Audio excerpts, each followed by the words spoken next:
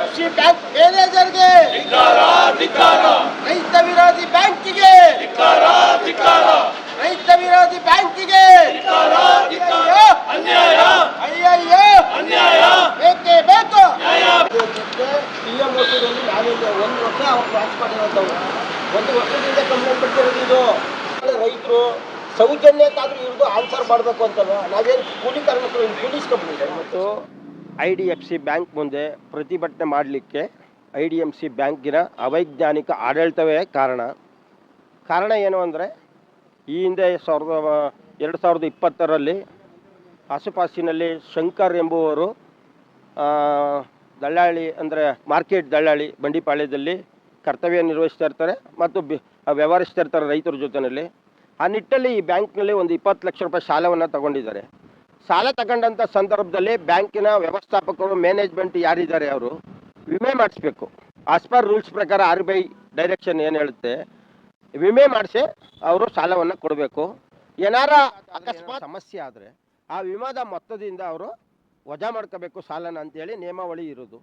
ಇವರು ಏನು ಮಾಡಿದಾರೋ ಅಂತ ಗೊತ್ತಿಲ್ಲ, ಇವಾಗ ಗೊತ್ತಾಗಬೇಕು. ಮ್ಯಾನೇಜ್ಮೆಂಟ್ ಬಂದರೆ ಅವೈಜ್ಞಾನಿಕವಾಗಿ ಕರ್ತವ್ಯವನ್ನು ನಿರ್ವಹಿಸಿದ್ದಾರೆ ಅಂತ ನಾವು ಆರೋಪ ಮಾಡ್ತಾ ಇದ್ದೇವೆ. ಕಾರಣ ಏನು ಅಂದರೆ, ಅಕಾಲಿಕ ಮರಣಕ್ಕೆ ಶಂಕರವರು ಯಾರಿದ್ದಾರೆ ಅವರು ಮರಣ ಹೊಂದಿದ್ದಾರೆ. ಮರಣ ಹೊಂದಿದ ಸಂದರ್ಭದಲ್ಲಿ ಇವರು ಡೆತ್ ಸರ್ಟಿಫಿಕೇಟ್ ಕೂಡ ಪ್ರೊಡ್ಯೂಸ್ ಮಾಡಿದ್ದಾರೆ. ಅವ್ರ ತಮ್ಮವರು, ಅವ್ರ ಫ್ಯಾಮಿಲಿ ಯಾರಿದ್ದಾರೆ ಅನಿತಾ ಅವರು ಪ್ರೊಡ್ಯೂಸ್ ಮಾಡಿದ್ದಾರೆ.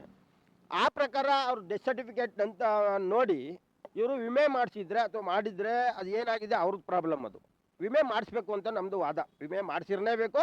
ಎಲ್ಲ ಕಡೆ ನಾವು ವಿಚಾರಣೆ ಮಾಡಿದ್ದೀರಿ, ವಿಮೆ ಮಾಡಿಸ್ಕೊಂಡೇ ಅವ್ರು ಸಾಲ ಕೊಡಬೇಕು ಅಂತ ನಿಯಮಾವಳಿ ಇರೋದು ಅಂತ ಹೇಳ್ತಾರೆ. ಆ ಪ್ರಕಾರವಾಗಿ ವಿಮೆ ಮಾಡಿಸ್ಬೇಕಿತ್ತು ಅಥವಾ ಮಾಡಿಸ್ಕೊಂಡಿದ್ದಾರೋ ಏನೋ ಗೊತ್ತಿಲ್ಲ.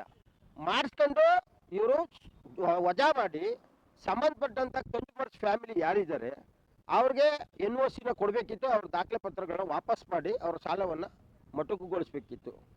ಇವರು ಇಲ್ಲ ಸಲ್ಲದ ಆರೋಪವನ್ನು ಮಾಡ್ಕೊಂಡು ಅವೈಜ್ಞಾನಿಕವಾಗಿ ಕೆಲಸವನ್ನು ಮಾಡಿ ಆ ಕುಟುಂಬದಲ್ಲಿ ಮಹಿಳೆ ಒಬ್ಬಳೇ ಇರೋದು.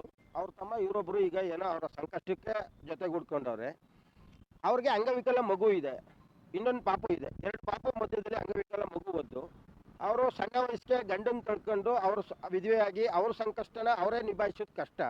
ಅಂಥದ್ರಲ್ಲಿ ಇವರು ಅವ್ರ ಮೇಲೆ ನೋಟಿಸ್ನ ಜಾರಿ ಮಾಡಿ ಒತ್ತಡವನ್ನು ಏರಿ ನೀವು ಮುಟ್ಕೋಲ್ ಹಾಕತ್ತೀವಿ, ನಿಮ್ಮ ಆಸ್ತಿ ಎಲ್ಲ ನೀವು ಹರಾಜು ಮಾಡ್ತೀವಿ ಅಂತ ಹೇಳುವಂಥದ್ದು ಅವೈಜ್ಞಾನಿಕ ನೀತಿ. ನ್ಯಾಯನೂ ಸಿಗಬೇಕು ಅನ್ನೋ ಉದ್ದೇಶ ಇಟ್ಕೊಂಡು ಇವತ್ತು ಸಾಂಕೇತಿಕವಾಗಿ ಸ್ವಲ್ಪ ಜನರು ಬಂದು ಪ್ರತಿಭಟನೆ ಮಾಡ್ತಾ ಇದ್ದೀವಿ. ಇವರೇನಾದರೂ ಇವತ್ತಿನ ಪ್ರತಿಭಟನೆಗೆ ನಮ್ಮ ನಿಬಂಧನೆಗಳಿಗೆ ಒಪ್ತಾನೆ ಇದ್ದರೆ ನಮ್ಮದು ಒಂದೇ ಮಾತು, ಇವ್ರು ಏನಿದೆ ವಿಮಾ ಇದೆ ಮಾಡ್ದೇ ಇದ್ದರೂ ಇವ್ರದೇ ತಪ್ಪು. ಮಾಡಿದರೆ ಇವರು ವಜಾ ಮಾಡ್ಕೋಬೇಕಿತ್ತು.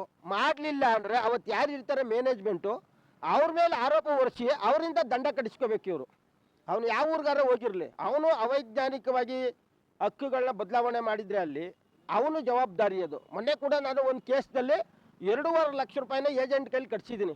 ಇದೇ ಥರ ಮೋಸ ಮಾಡಿದಂಥ ಏಜೆಂಟ್ ಕೈಲಿ 2.5 ಲಕ್ಷ ರೂಪಾಯಿನ ಕಟ್ಸಿದ್ದೀನಿ. ಇವ್ರ ತವರು ಈಗ 20 ಲಕ್ಷ ಏನಿದೆ, ನಾವು ಈಗಾಗಲೇ 15 ಲಕ್ಷ ಕಟ್ಬಿಟ್ಟಿದ್ದಾರೆ.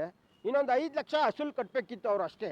ಅದರಲ್ಲಿ ವಿಮೆ ಇದ್ದಿದ್ರೆ ಇವರೇ ನಮ್ಗೆ 15 ಲಕ್ಷ ಕಟ್ಟಬೇಕು. 20 ಲಕ್ಷಕ್ಕೆ 25 ಲಕ್ಷಕ್ಕೆ 30 ಲಕ್ಷಕ್ಕೆ ವಿಮೆ ಮಾಡಿಸ್ಬೇಕು.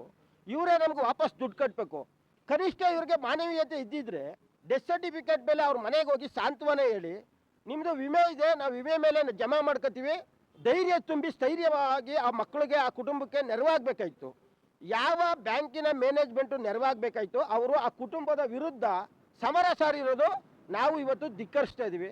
ಮುಂದಿನ ದಿನದಲ್ಲಿ ತಕ್ಕ ಪಾಠವನ್ನು ಕಲಿಸ್ಬೇಕಾಗ್ತದೆ. ಇದೊಂದೇ ಬ್ಯಾಂಕು ಅಂತಲ್ಲ, ಬೇರೆ ಬೇರೆ ಬ್ಯಾಂಕುಗಳು ಇದ್ದಾವೆ. ಆ ಬ್ಯಾಂಕುಗಳು ಕೂಡ ಇದೇ ಥರ ಸುಲಿಗೆ ನಡೀತಾ ಇರುತ್ತೆ.